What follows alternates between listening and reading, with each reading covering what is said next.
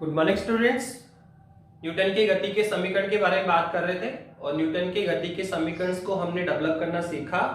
दो मेथड हम कर चुके हैं। पहला मेथड आपका था गणितीय विधि के द्वारा न्यूटन की गति का समीकरण व्युत्पन्न करना, और जो सेकंड मेथड था वो था हमारा ग्राफीय विधि के द्वारा न्यूटन की गति के समीकरण को व्युत्पन्न करना। अब एक मेथड हमने और करना बाकी था, बता दिया था। थर्ड मेथड जो है वो है समाकलन विधि के द्वारा।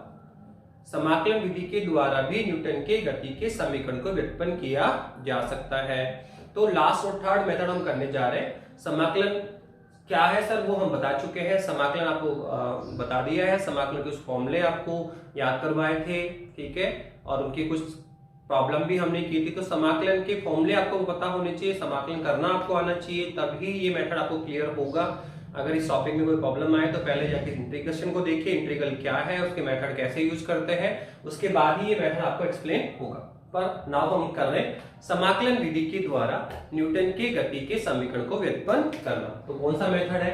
थर्ड मेथड है। क्या है सर?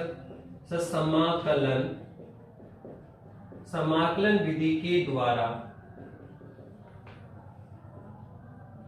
सर न्यूटन की गति के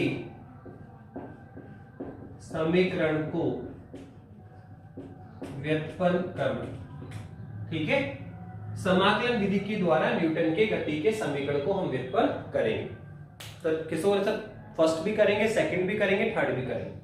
सर क्या है? फर्स्ट तो सर ये रहा v equivalent u plus eighty, दूसरा s बराबर ut plus half eighty square, third sir v square बराबर u square plus 2as। Sir ये तीन इक्वेशन है। ओके, अब सर हमें क्या करना है? सर फर्स्ट को भी निकालना है, सेकंड को भी निकालना है, थर्ड को भी निकालना है। अब इसके लिए बताओ हमने क्या किया था? सर हमने एक कॉन्सेप्ट किया था कि सर ये है हमारा वस्तु, ओके, टाइम t बराबर कितना है? 0, और इसका प्रारंभिक वेग कितना है? सर u है। और ये कहा भी आपने कि t टाइम के पश्चात वस्तु यहां पर आ गई है, आ गई यहाँ पे। अब यहाँ टाइम t1 कितना? 0 था, अब t2 कितना हो गया? सर t हो गया, ओके। और सर जो वेलोसिटी v2 है सर वो कितना? v हो गया। तो प्रारंभिक कितना था? u, बाद में कितना हो गया? v। टाइम कितना लगा? सर t, टाइम कितना लगा? t।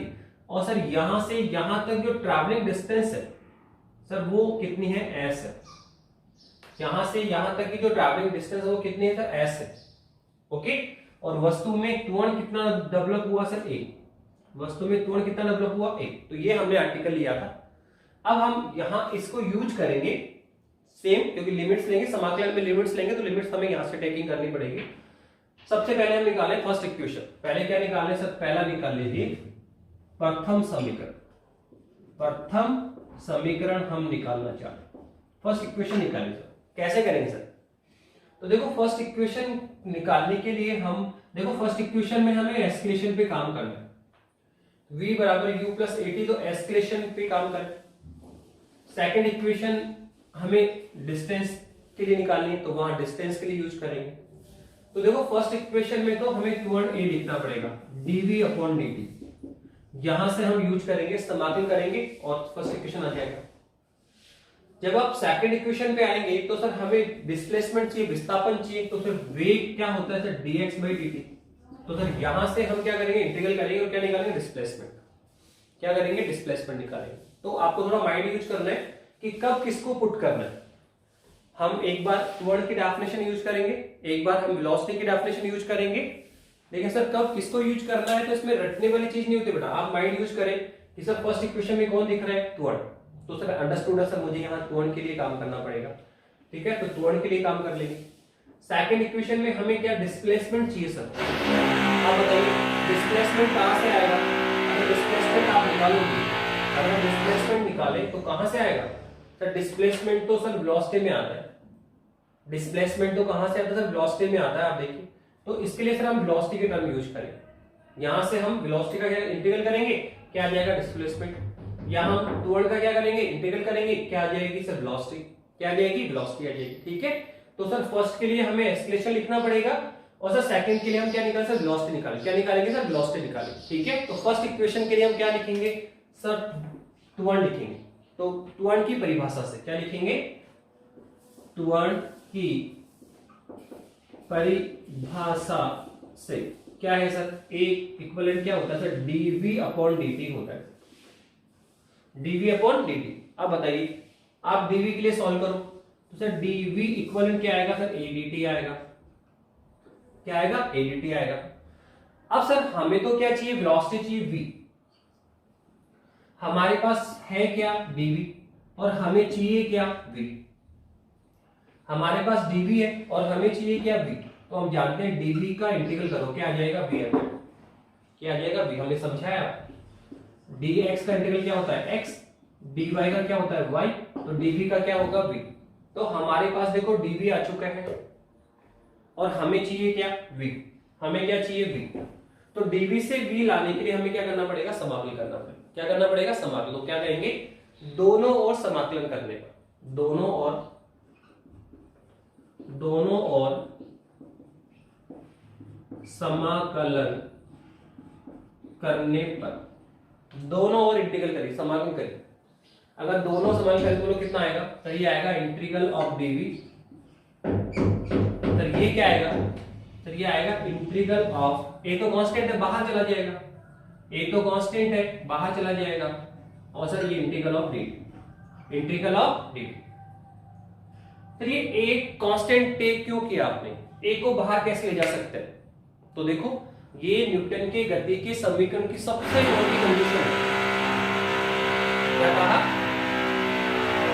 सर, न्यूटन के गति के समीकरण की सबसे जो मोटी कंडीशन है, जो हमने आपको बताई नहीं है, सबसे इंपॉर्टेंट पार्ट है ये कि सर न्यूटन के गति के समीकरण तभी यूज कर सकते हो जब मोशन के ड्यूरेशन में, गति के दौरान त्वरण a की वैल्यू क्या रहे, कांस्टेंट रहे। सबसे इंपॉर्टेंट पार्ट बताना मिस हो गया, सबसे इंपॉर्टेंट पार्ट होता है ये न्यूटन की गति के समीकरण का, कि न्यूटन के गति के समीकरण जब भी यूज करेंगे, कब यूज कर पाएंगे, या न्यूटन के इक्वेशन कब लिखे गए, तो उसने कहा न्यूटन के गति के समीकरण हम तभी यूज कर सकते हैं, तभी हम इसको अप्लाई करेंगे जब मोशन के ड्यूरेशन में, गति के दौरान वस्तु के त्वरण में कोई परिवर्तन नहीं होना चाहिए, वस्तु एक समान त्वरण से गति करे। हम बता चुके हैं त्वरण कितने सर, टाइप ऑफ त्वरण सर बताया था आपने, क्या सर, पहला था समान त्वरण, असमान त्वरण, फिर सर औसत त्वरण, फिर तात्कालिक त्वरण।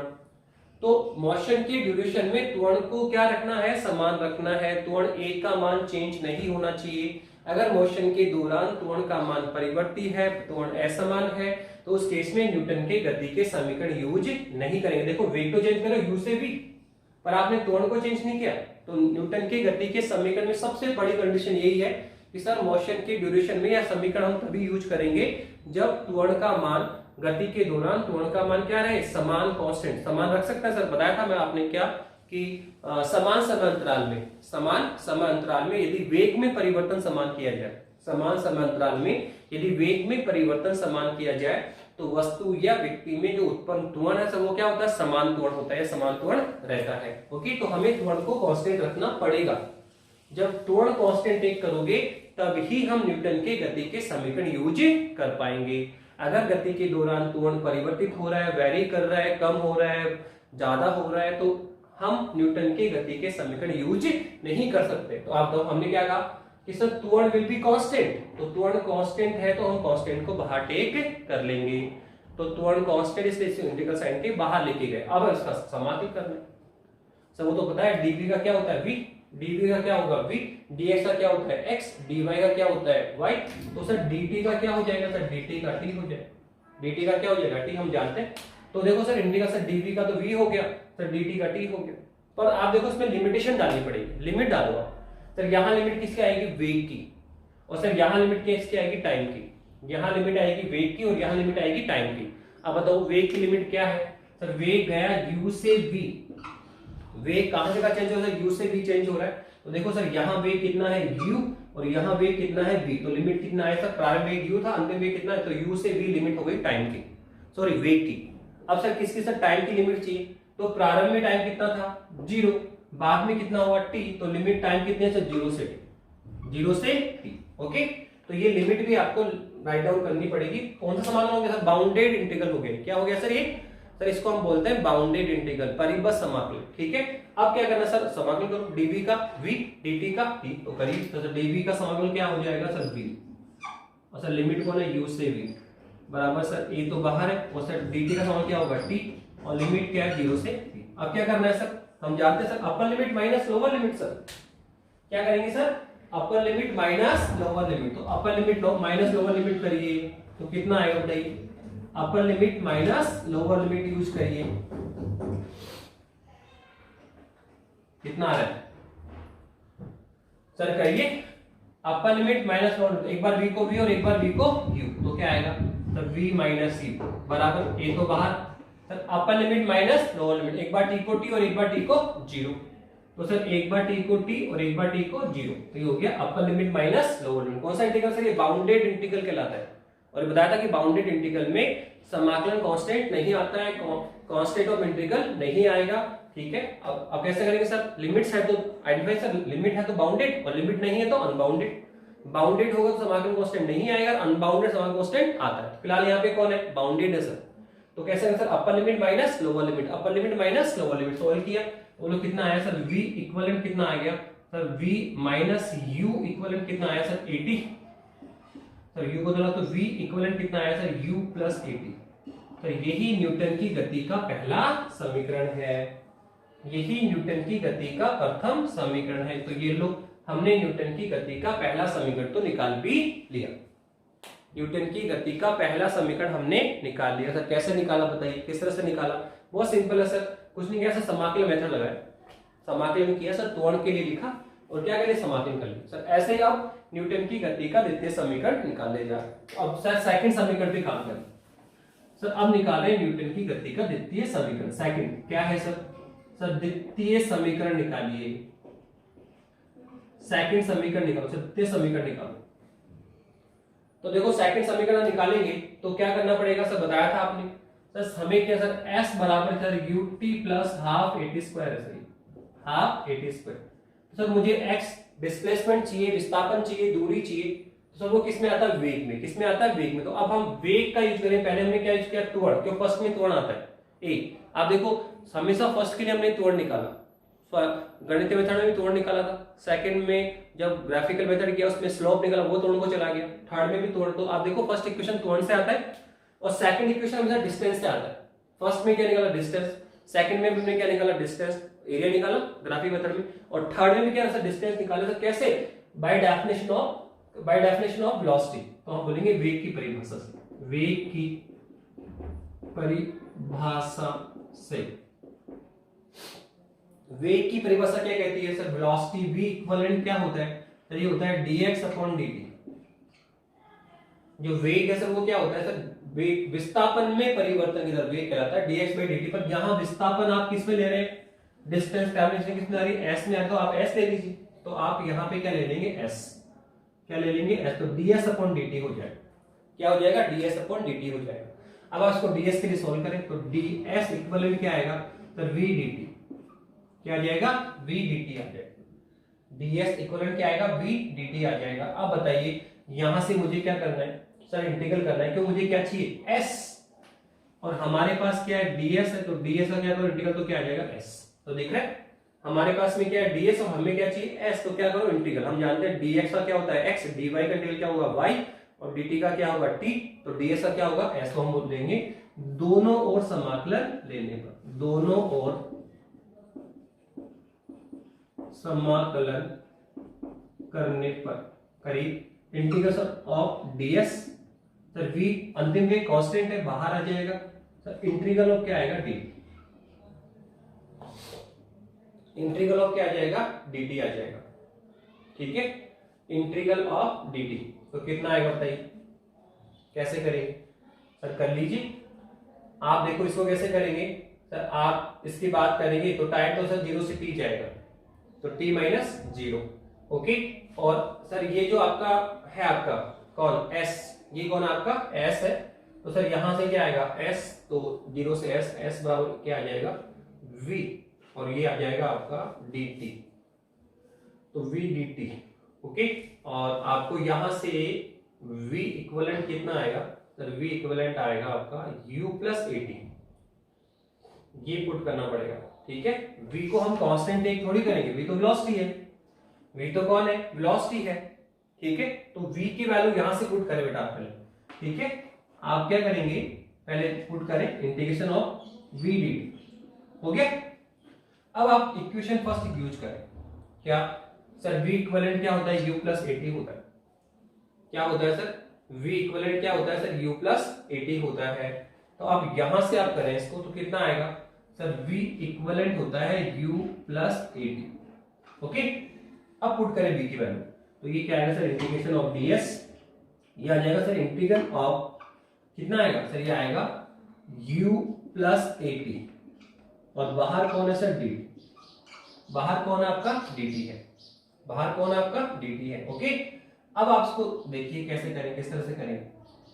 अब देखो अगर हम इसको यूज करें यहाँ पे तो करीब कितना आएगा सर, अगर आप यूज करेंगे तो सर इसका इंटीग्रल कर देंगे सर, ये इंटीग्रल साइन के अंदर दो या दो से अधिक टर्म हो, अगर इंटीग्रल साइन के अंदर क्या हो, दो या दो से अधिक टर्म हो, ठीक है, और बीच में किसका चिन्ह हो, प्लस का या माइनस का, तो क्या करते हैं सर, सर दोनों का अलग अलग समाकलन करेंगे, क्या करेंगे सर, दोनों का अलग अलग समाकलन करेंगे, सबका अलग अलग, ब्रैकेट में दो या दो से अधिक फंक्शन है और बोलिए बीच में किसका साइन हो, प्लस का या माइनस का, तो फिर क्या करते हैं बताइए सर, सबका अलग अलग समाकलन करना पड़ेगा, सबका अलग अलग समाकलन करना पड़ेगा। तो बताइए यहां आप क्या देख रहे हैं sir, u plus at, u अलग टर्म है, at अलग टर्म है, तो इसका भी अलग समाकलन करो, इसका भी अलग समाकलन करो, तो पहले मल्टीप्लाई करो, कितना आएगा, चलिए आ जाएगा इंटीग्रल ऑफ ds इक्विवेलेंट क्या आएगा सर, ये हमारे पास आ जाएगा सर, पहला तो आ जाएगा integral of u dt plus बोलो क्या आएगा सर, ये आ जाएगा integral of at, integral of क्या आ जाएगा, at आ जाएगा, और साथ में कौन है, dt, साथ में कौन है, dt। अब आप देखिए यहां से, अब आप यहां से देखेंगे तो सर अब हम लिमिट पुट कर सकते हैं, सर इसकी लिमिट कितनी आएगी सर, ट्रैवलिंग डिस्टेंस कहां से है सर, 0 से s, 0 से कहां तक गया, s तक गया, तो सर ये आएगा 0 से s, सर यहां कौन है, टाइम, तो 0 से t टाइम, ठीक है, हम नेक्स्ट में डाल देते हैं, कोई दिक्कत नहीं। तो सर ये लिमिट क्या आई सर, 0 से s और कौन है, ds इक्विवेलेंट, u को हम कांस्टेंट लेकर, प्रारंभिक कांस्टेंट है सर, तो u प्रारंभिक, तो क्या आएगा सर 0 से, और लिमिट किसे आएगी, टाइम की dt, तो 0 से t dt, एक प्लस। अब देखो एस्केलेशन कांस्टेंट है, बता दें कांस्टेंट की, न्यूटन के गति के समीकरण हम तभी यूज करते हैं जब कांस्टेंट, त्वरण क्या हो, कांस्टेंट, तो यहाँ पे त्वरण कांस्टेंट होगा, तो सर a को बाहर निकालें और इंटीग्रल किसका करें सर, 0 से t, और क्या आएगा सर, t dt, क्या आएगा, t dt, ओके।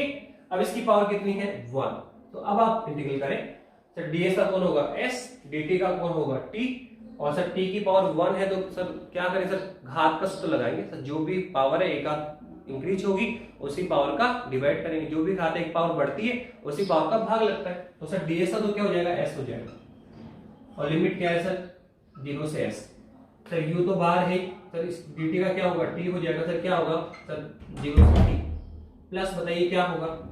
अब आप देखो a है आपका, कौन है, a है, तो अब इसकी लिमिट लगाओ, क्या होगा, लिमिट नहीं, इंटीग्रल करो, क्या आएगा सर, t की पावर 1, तो क्या होता है, जो भी पावर एक पावर इंक्रीज होगी उसी पावर का डिवाइड करेंगे, तो क्या आएगा, t की पावर 1 प्लस 1/2, और लिमिट क्या, 0 से t, तो बोलो कितना आएगा सर, ये आ जाएगा अपर लिमिट माइनस लोअर लिमिट, ये t की पावर 1 प्लस 1/2 आ गया ना, इसको आप क्या लिखते हैं, t² by 2 कर लिया काफी कुछ। अब अपर लिमिट माइनस लोअर लिमिट, तो एक बार s को s और एक बार s को, तो upper limit minus s minus 0, equivalent क्या आएगा सर, u, क्या करें sir, upper limit minus lower limit, एक बार t को t और एक बार t को 0, तो t माइनस 0 प्लस बोलो क्या आएगा a, और क्या आएगा sir, upper limit minus lower limit, तो एक बार t को t और एक बार t को 0, तो क्या आएगा सर, t² by 2 माइनस, जब t को 0 पर तो सेकंड टाइम 0 ही आ जाएगा, तो कुल मिला के कितना आ गया सर, s इक्विवेलेंट क्या है, ut प्लस हाफ at², तो ये कौन है सर, ये है न्यूटन की गति का द्वितीय समीकरण। तो आप देखो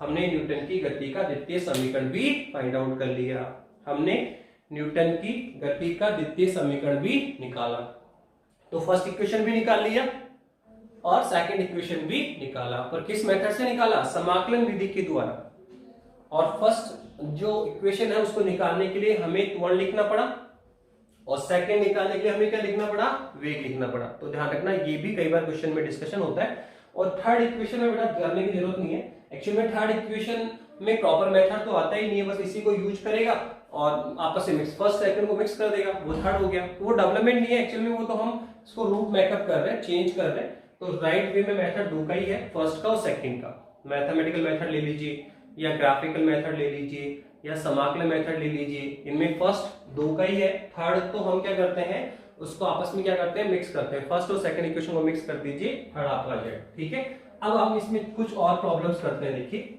न्यूटन के गति के समीकरण से कनेक्टेड ही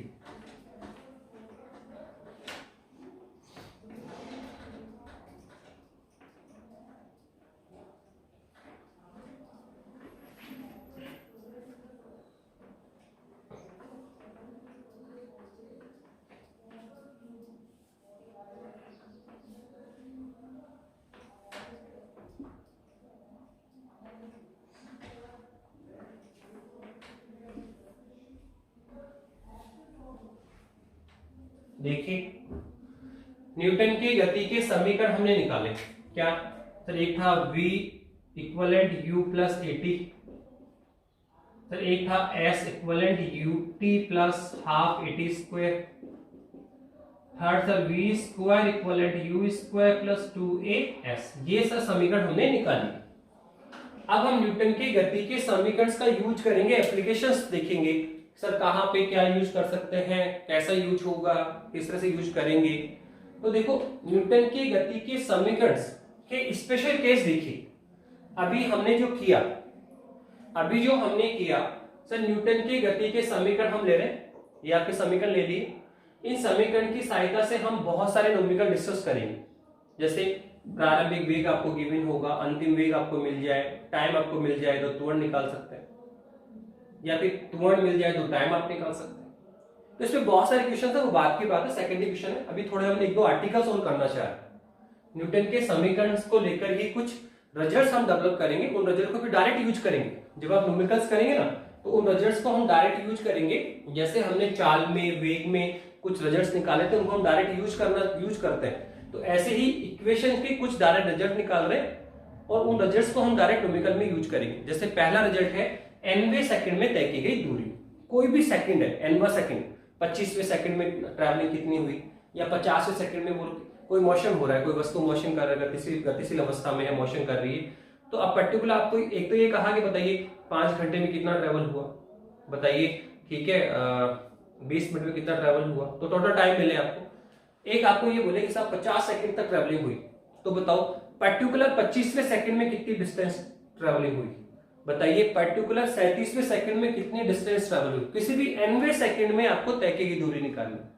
कोई भी nवां सेकंड है, उस nवें सेकंड में आपको तय की गई दूरी निकालनी है। पर्टिकुलर टोटल टाइम में नहीं, पर्टिकुलर दूसरे सेकंड में कितना चला, पर्टिकुलर 5वें सेकंड में कितना चला। तो हम किसी भी nवें सेकंड में ट्रैवलिंग डिस्टेंस निकाल सकते हैं। उसके लिए हम एक फॉर्मूला डेवलप करेंगे और उस फॉर्मूले को हम बहुत ज्यादा यूज करेंगे। बहुत सारे क्वेश्चंस आते हैं कि 25वें सेकंड में डिस्टेंस निकालो, 27वें सेकंड में कितना चल रहा है वो निकालो। तो अब हम निकाल रहे हैं nवें सेकंड में तय की गई दूरी। क्या कर रहे हैं सर? एक nवें सेकंड में तय की गई दूरी। nवें सेकंड में तय की गई दूरी का फॉर्मूला निकालें कि nवें सेकंड में कोई मेंबर कितना चलेगा, वो कैसे निकालेंगे, किस तरह से निकालेंगे। तो आप निकालिए कैसे करेंगे। तो देखिए क्या है सर, कौन सा सर, हम लोग यहाँ न्यूटन की गति का सेकंड समीकरण यूज करना चाहेंगे। क्यों? क्योंकि किसी पास तय की गई दूरी की बात कर रहे हैं, किसी टाइम टी में ट्रैवलिंग डिस्टेंस की बात कर रहे हैं, 25वें सेकंड में कितना चलेगा या 23वें सेकंड में उसको कितना चलना पड़ा। तो सर यहाँ हम न्यूटन के गति के सेकंड समीकरण, क्यों टाइम की बात कर रहे हैं और ट्रैवलिंग डिस्टेंस की बात कर रहे हैं, तो सर सेकंड समीकरण पे आएंगे। तो हम बोलेंगे सर न्यूटन की गति के सेकंड समीकरण से क्या लिखेंगे, न्यूटन की गति के द्वितीय समीकरण से। क्या लिखा सर? न्यूटन के गति के द्वितीय समीकरण से। न्यूटन के गति के द्वितीय समीकरण को यूज करें आप, क्या होगा सर? तो ये है S equivalent UT plus half eighty square. Newton की गति का द्वितीय समीकरण क्या है सर? एस इक्वलेंट क्या है sir? UT plus half eighty square. ये है सर टाइम टी पर, टी टाइम में ट्रैवलिंग डिस्टेंस, टी टाइम में ट्रैवलिंग डिस्टेंस। वैसे आपको करना क्या है सर? हमें निकालना है nवें सेकंड में तय की गई दूरी, nवें सेकंड में तय की गई दूरी।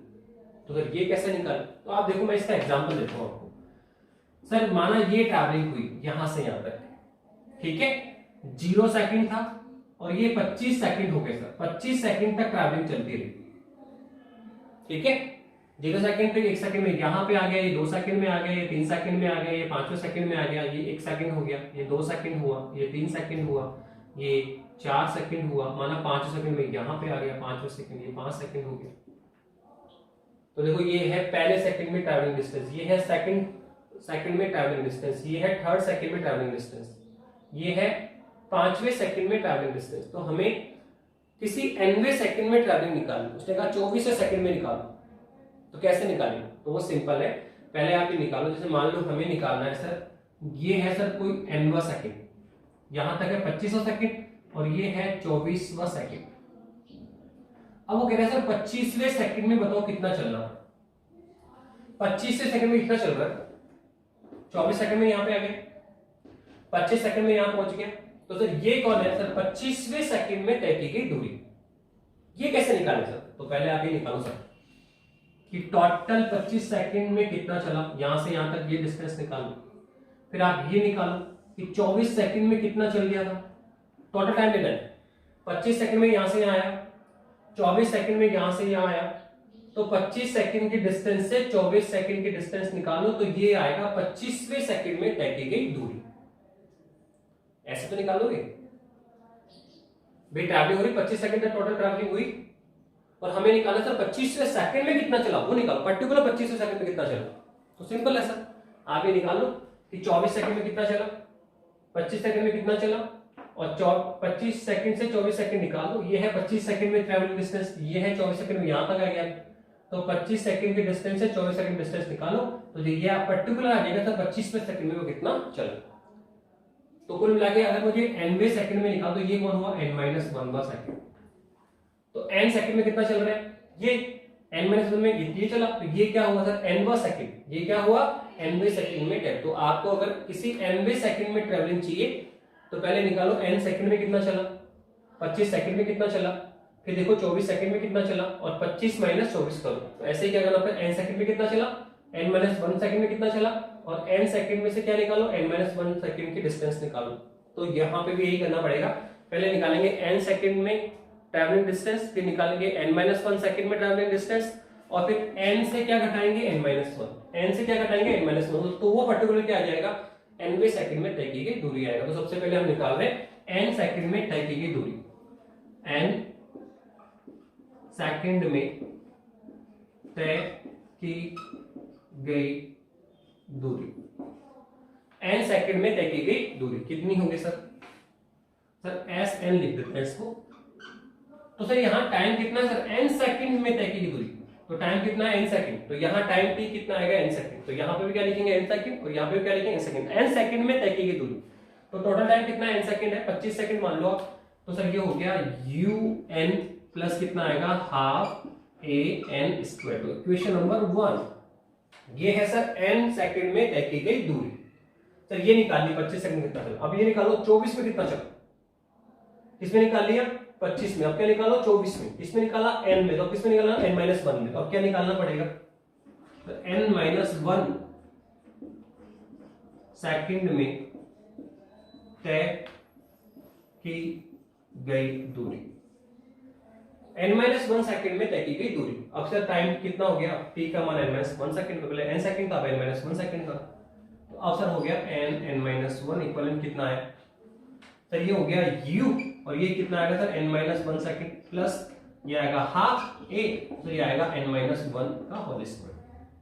अब बताइए, ये इक्वेशन नंबर 2 आ गया, ये इक्वेशन नंबर क्या आया? 2 आ गया। तो बताओ, ये है n सेकंड में तय की गई दूरी, ये n-1 सेकंड में तय की दूरी। अब n में से क्या निकालो? n-1 second. n सेकंड की डिस्टेंस से n-1 सेकंड डिस्टेंस निकालो तो वो पर्टिकुलर क्या आएगा, nवें सेकंड की तय की गई दूरी। आप 25 सेकंड में यहां तक आया, 24 में यहां तक आया, तो 25 माइनस 24 को तो ये क्या है पर्टिकुलर 25वें सेकंड, ये क्या है 25वें सेकंड में तय की दूरी। तो 25 में क्या निकालना पड़ेगा 24, n से क्या निकालो n-1। तो कुल मिला के अगर हमें चाहिए तो nवें सेकंड में डिस्टेंस क्या चाहिए सर, nवें सेकंड में तय की गई दूरी, पर्टिकुलर nवें सेकंड में तय की गई दूरी। पर्टिकुलर nवें सेकंड में तय की दूरी कितनी होगी सर, कुछ नहीं, Sn समीकरण 1 से समीकरण 2 कट करें, Sn से Sn-1 घटाएं तो क्या होगा सर, वो होगा dn, nवें सेकंड में तय की दूरी, तो क्या आएगा सर Sn-Sn-1 निकालें तो ये मान लो dn मान लो, ये है nवें सेकंड में तय की गई दूरी, nवें सेकंड में तय की गई दूरी। तो आपके पास Sn का मान है, हाँ सर, Sn-1 का मान है, हाँ सर, तो Sn से n-1 डिफरेंस करें तो आपको क्या dn आ जाएगा। तो सर हमारे पास dn कितना आ गया बोलो, तो ये होगा सर Sn कितना है sir, un plus half an square minus कितना आएगा सर, ये आएगा आपका un-1 प्लस हाफ a और n-1 का होल स्क्वायर।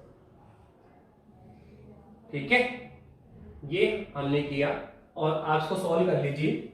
जब हम इसको सॉल्व करेंगे, सॉल्व करना है इसको, मल्टीप्लाई करो u को n से, ठीक है, चलो कर भी देते हैं, क्या फर्क पड़ता है, करिए कितना आएगा सर, ये तो है un प्लस कितना है हाफ an स्क्वायर माइनस बताओ ये क्या आएगा अंदर, अंदर देखो ये तो आएगा un प्लस माइनस क्या आएगा u प्लस, इसको सॉल्व करिए, ये कौन है n-1 का होल स्क्वायर, तो देखो कितना आएगा हाफ a और ये आएगा sir x square plus y square plus 2xy, तो x square plus y square plus 2xy, तो क्या आएगा -2n आएगा। अब इसको सॉल्व करिए कितना आएगा, ये लीजिए, ठीक है, कुछ नहीं किया, ये तो एडजस्टिव है, u को बनो un माइनस u, फिर हाफ a है तो n-1 का स्क्वायर, तो n square plus x square plus y square plus 2xy, खोल दिया। अब सॉल्व करें तो कितना आएगा, ये आएगा un plus half an square minus, ठीक है, पहले इसको सोल्व करने के बाद un माइनस u प्लस कितना आएगा, देखो इसको करेंगे तो कितना आएगा सर, ये आएगा हाफ an स्क्वायर, फिर कितना आएगा सर, ये आएगा प्लस a/2 और सर कितना आएगा सर, 2 से 2 कैंसिल होगा ये, और ये हमारे पास आ जाएगा -an आ जाएगा, ठीक है। अब सोल्व करिए कितना है सर, ये आ गया un plus half an square, फिर माइनस में तो minus un plus u minus half an square और फिर माइनस a/2 और कितना आएगा प्लस an। अब सॉल्व करिए इसको, देखो क्या होगा, प्लस un से माइनस un गया, ठीक है, ये कौन है प्लस an स्क्वायर है, तो सर ये भी चला गया, तो अब हमारे पास क्या बचा सर, एक तो बचा u, एक बचा a/2 और एक क्या बचा an, तो ये dn कितना आया सर, ये आया तो है u प्लस ये कौन है बताओ, एक तो u है, ये तो ले लिया सर a/2 और ये कौन है an है, तो सर यहां से क्या करो a/2 कॉमन निकालो, आप माइनस a/2 कॉमन निकाल लीजिए, माइनस a/2 कॉमन तो कितना आएगा अंदर सर, ये आएगा 2n-1, तो ये है nवें सेकंड में तय की गई दूरी। ये इंपॉर्टेंट आर्टिकल है, कई बार एग्जाम में आर्टिकल भी आ जाता है, कई बार एग्जाम में आर्टिकल भी आता है कि nवें सेकंड में तय की गई दूरी का सूत्र निकालो, nवें सेकंड में तय की गई दूरी का सूत्र निकालिए, तो आपको निकालना आना चाहिए, बहुत सिंपल है। आप यहाँ न्यूटन की गति का सेकंड इक्वेशन यूज करेंगे, सर यूज कर लिया, ठीक है, फिर पहले निकालो n सेकंड में कितना गया, फिर आप निकालो उस n-1 सेकंड में कितना गया, और 25 सेकंड में तय की गई दूरी से 24 सेकंड में तय की दूरी घटा दो, तो वो होगा 25वें सेकंड में तय की गई दूरी। तो ये हमने एक इंपॉर्टेंट सूत्र निकाला, क्या सर, nवें सेकंड में तय की दूरी कितना आता सर, Sn लिख देते इसको भी, तो क्या लिखेंगे सर इसको, ये आएगा सर u माइनस a/2 और क्या आएगा सर 2n-1, तो सर ये है nवें सेकंड में तय की गई दूरी, ये कौन है सर, nवें सेकंड में तय की गई दूरी है। तो कितने रिजल्ट आ गए, 4। अभी आगे और भी निकालेंगे, आगे कुछ रिजल्ट और भी निकालेंगे, ठीक है, तो जितने रिजल्ट्स हम बना लेंगे फिर उन रिजल्ट्स को हम यूज करेंगे आगे जब न्यूमेरिकल्स करेंगे ना। पहले रिजल्ट्स बना रहे हैं, पहले 3 इक्वेशन बना ली, अब ये 4th इक्वेशन आ गई है, ऐसे और रिजल्ट बना रहे हैं। फिर जितने रिजल्ट बन जाएंगे उन सारे रिजल्ट्स को हम क्या करेंगे, यूज करेंगे। जैसे अब ये इक्वेशन डायरेक्ट आप यूज कर सकते हैं। 50वें सेकंड में तय की दूरी, तो n का मान कितना आ गया, 50 सेकंड आ गया। उसने कहा 27वें सेकंड में तय की दूरी, तो n का मान कितना आ गया, 27। यहाँ पे क्या करना, 27। उसने कहा 13वें सेकंड में, तो n का मान 13, यहाँ पे भी 13। ठीक है, तो पर्टिकुलर किसी भी सेकंड में तय की दूरी यहाँ से हम फाइंड आउट कर सकते हैं। तो अब इसके बाद में और आप न्यूटन के गति के समीकरण के रिजल्ट निकालिए। देखो क्या है, न्यूटन की गति के समीकरण की बात हम कर रहे हैं, तो करिए।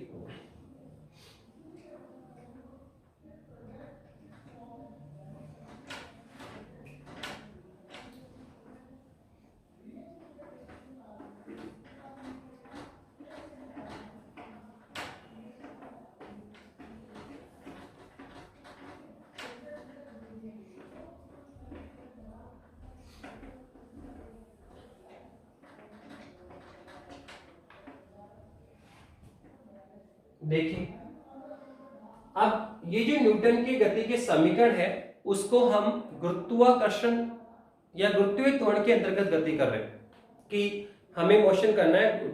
आप देखो कोई वस्तु ऊर्ध्वाधर ऊपर से नीचे की ओर आए या ऊर्ध्वाधर नीचे से ऊपर की ओर जाए, फ्री हैंड उसको फ्री छोड़ दो। ठीक है, उसको हमने एक बाउंड नहीं कर रखा, बांध नहीं रखा है, फ्री हैंड उसको गिराया तो ऐसे फ्री हैंड गिरेगी। ठीक है, तो उसकी जो हम जैसे इसको फ्री करते हैं तो ऐसे नीचे गिरती है वो, तो उसकी जो मोशन है सर वो क्या होती है सर, गुरुत्वीय त्वरण के अंतर्गत हो रही। पृथ्वी एक अपने फोर्स अप्लाई कर रहा है वस्तु पे, जो उसको क्या कर रहा है, नीचे की ओर ड्रैग कर रहा है, नीचे की ओर खींच रहा है। पृथ्वी उस पर क्या लगा रही है, गुरुत्वीय त्वरण लगा रही है। क्या लगा रही है, एक गुरुत्वीय त्वरण लगाती है, ये बल लगा रही है, वस्तु नीचे की ओर ट्रेस करता है। आप देखो कोई भी वस्तु पेड़ से टूटने वाला पल नीचे आता है, कोई भी आप चीज गिराइए सीधे क्या आएगा, नीचे जाएगा, ऊपर भी जाएगा तो फिर वापस नीचे आएगा। तो आप देखो कि ये जो मोशन हो रही है, ये जो मोशन होती है सर वो होती है गुरुत्वीय त्वरण के अंतर्गत। पृथ्वी हमें एक फोर्स अप्लाई करता है गुरुत्वाकर्षण बल, या एक त्वरण अप्लाई करता है गुरुत्वीय त्वरण, जो कि हमारी गति को कंट्रोल करता है।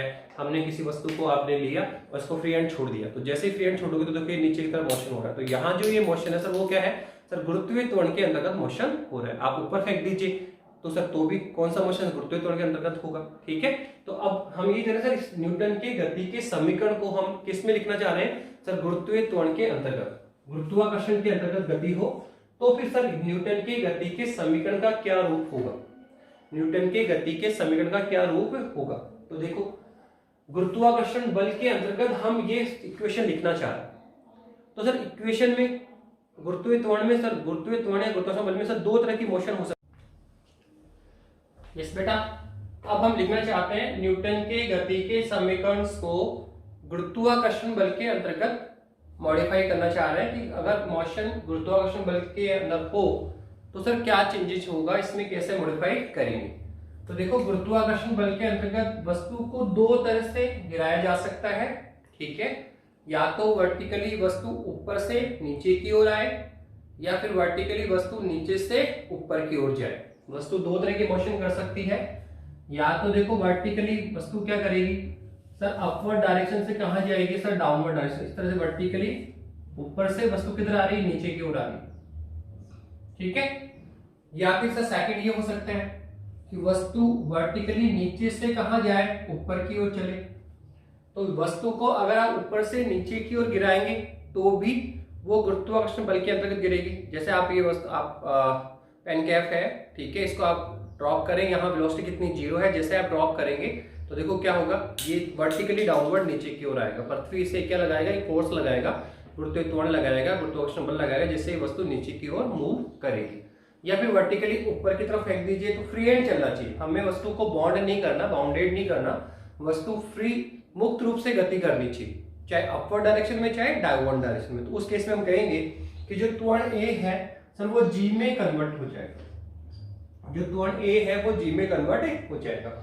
देखो एक्चुअल में हमें जो समीकरण है तो उसी को हमें मॉडिफाई करना होगा, मेकअप करना होगा, इक्वेशंस फॉर्म ये रहेगा, क्या चेंजेस होगा वो हमें देखना है आपको। तो नंबर 1 पहला चेंजेस तो अगर देखेंगे कि तो सर जो ये ट्रैवलिंग डिस्टेंस एस है ना सर वो एच में कन्वर्ट हो जाए, कि कितनी हाइट से वस्तु को नीचे गिराया गया, कितनी हाइट तक वस्तु को ऊपर फेंका गया।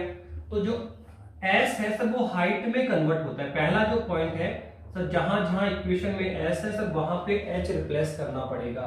वस्तु के द्वारा जो ट्रैवलिंग डिस्टेंस है सर वो हाइट एच में कन्वर्ट हो जाएगी। तो पहला कन्वर्शन तो क्या होगा कि सर जो हाइट एस डिस्टेंस है सर वो एच में कन्वर्ट होगा इसमें, ठीक है सर। दूसरा त्वरण चेंज होगा कि अब जो मोशन वस्तु पर्टिकुलरली हमने फ्रीडम उसको नीचे की ओर गिरा रहे हैं या फ्रीडम वो ऊपर की तरफ जा रही है, तो उस ड्यूरेशन में जो सिर्फ त्वरण लग रहा है सर वो हमारे द्वारा कोई अप्लाइड त्वरण नहीं है, वो त्वरण है पृथ्वी के द्वारा लगाया गया त्वरण है।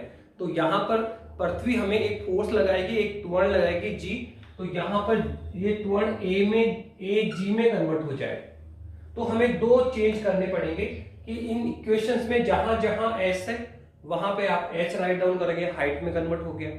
दूसरा सर जहां जहां त्वरण ए है सर उसको जी में कन्वर्ट कर दीजिए। अब त्वरण क्या लगेगा सर, गुरुत्वीय त्वरण लगेगा। जो कौन लगाएगी सर, पृथ्वी हमें लगाती है। पृथ्वी प्रत्येक वस्तु को अपनी ओर आकर्षित करती है, नीचे की ओर खींचती है। आप पेड़ से टूटने वाला फल नीचे की ओर मूव करता है, कोई भी वस्तु गिराइए वो नीचे की ओर डायरेक्शन करेगी। आप ऊपर फेंक रहे हैं तो भी ऊपर जाके कुछ समय बाद वापस नीचे की ओर मूव करती है। तो आप देखो क्यों, क्योंकि पृथ्वी प्रत्येक वस्तु को अपनी ओर क्या करती है, आकर्षित करती है, एक बल लगाती है, एक त्वरण लगाती है, जिसे हम बोलते हैं गुरुत्वीय त्वरण। तो जो वस्तु मुक्त रूप से गति करेगी, चाहे ऊपर से नीचे की ओर या नीचे से ऊपर की ओर, तो उस पे जो लगने वाला त्वरण होगा ए सर वो अब जी में कन्वर्ट हो गया है, और जो हाइट ट्रैवलिंग डिस्टेंस एस है सर वो एच में कन्वर्ट हो गया है। अब आपको ये देखना है कि सर जहां जहां एस है वहां पे एच लिखना है। अब सर जो त्वरण ए है सर उसको जी तो लिख देंगे, पर आपको ये देखना होगा सर यहाँ त्वरण पॉजिटिव लिखे कि नेगेटिव लिखे, प्लस जी आएगा या माइनस जी आएगा।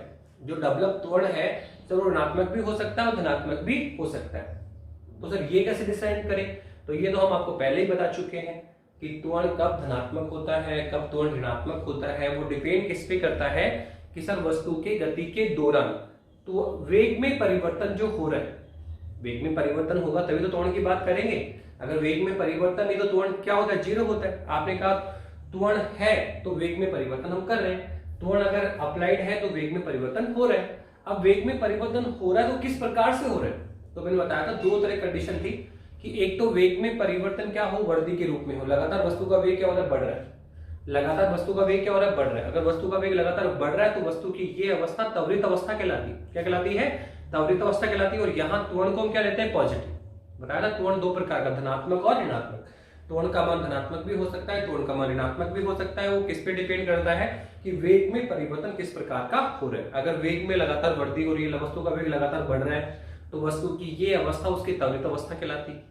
और यहाँ त्वरण क्या लेंगे, पॉजिटिव। और अगर वस्तु की वेग में लगातार कमी हो रही है, लगातार वस्तु का वेग कम हो रहा है, तो वस्तु की ये अवस्था उसकी मंदित अवस्था कहलाती है। हम यहाँ बोलते हैं वस्तु का मंदन हो रहा है, वस्तु मंदित अवस्था में है।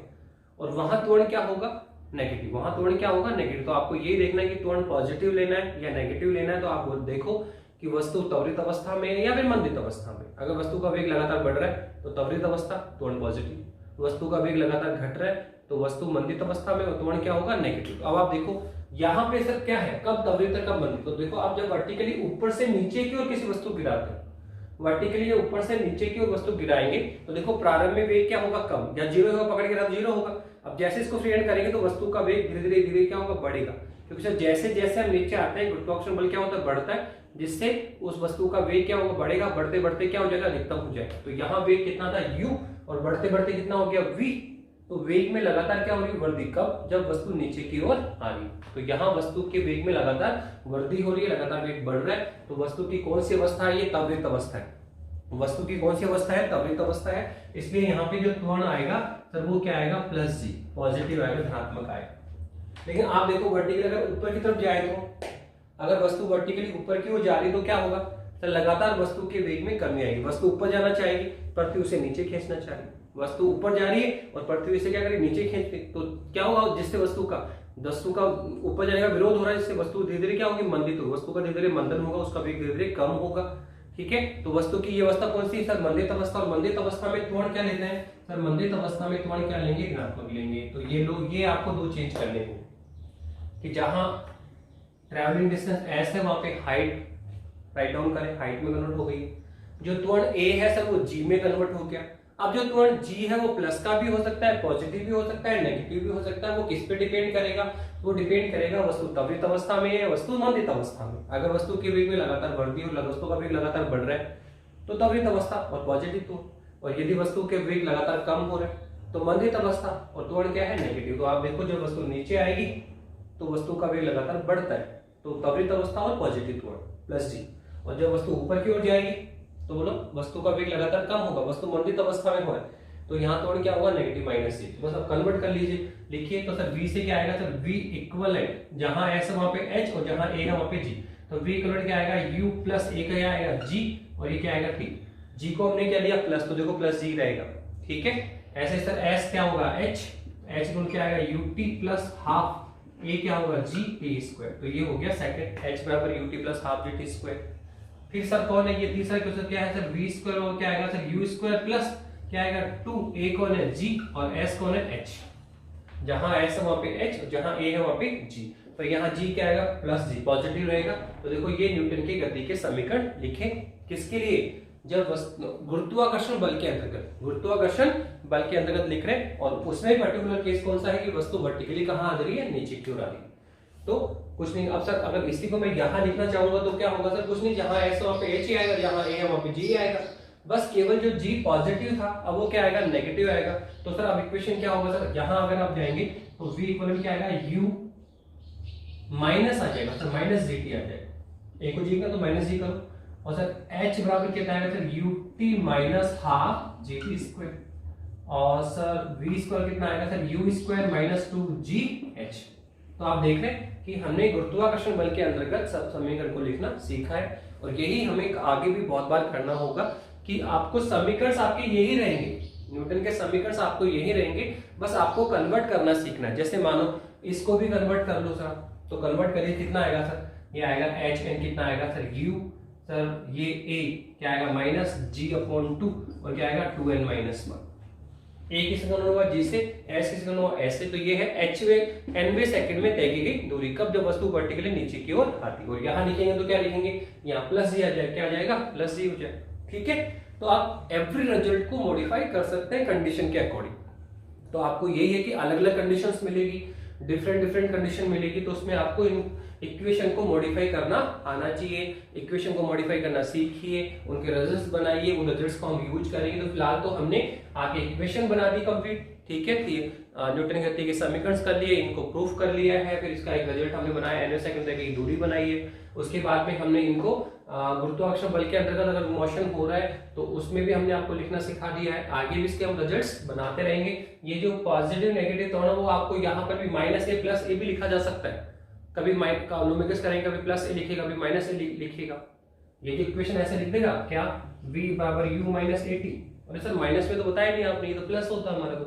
तो आप ध्यान रखें कि ये सारे इक्वेशन प्लस के साथ भी आ सकते हैं, माइनस के साथ भी। वो डिपेंड किस पे करेगा सर? वस्तु त्वरित अवस्था में या मंदित अवस्था में। त्वरित अवस्था में तो पॉजिटिव त्वरण प्लस ए प्लस ए प्लस ए, वस्तु मंदित अवस्था में तो क्या आएगा? माइनस ए माइनस ए माइनस ए। तो ध्यान रखना कि जो ये इक्वेशन है उसको मॉडिफाई करना आना चाहिए कंडीशन के अकॉर्डिंग। टर्म्स एंड कंडीशन आप लुकआउट करें, उसके अकॉर्डिंग आप इक्वेशन को लिखना सीखें। तो ये मैंने आज मेनली पार्ट करवा दिया, न्यूटन गति के समीकरण को डेवलप करना सीखा, उनके कुछ रिजल्ट्स बनाए। आने वाले लेक्चर्स में अब हम क्या करेंगे? थोड़े रिजल्ट और बनाए, कुछ रिजल्ट और बनेंगे, और उसके बाद में हम इनके न्यूमेरिकल्स की प्रैक्टिस करें। पर ध्यान रखना सबसे इंपॉर्टेंट पार्ट है, ठीक है, न्यूटन के इक्वेशंस और उन पे आने वाली प्रॉब्लम्स बहुत इंपॉर्टेंट पार्ट है 11th क्लास के लिए भी। और आगे फर्दर जो आप कॉम्पिटिशन लेवल का एग्जाम दोगे, IIT लेवल या मेडिकल लेवल करोगे, तो उसमें भी ये टॉपिक्स बहुत अच्छे लेवल पे मेंटेन होगा। ओके बेटा, थैंक यू।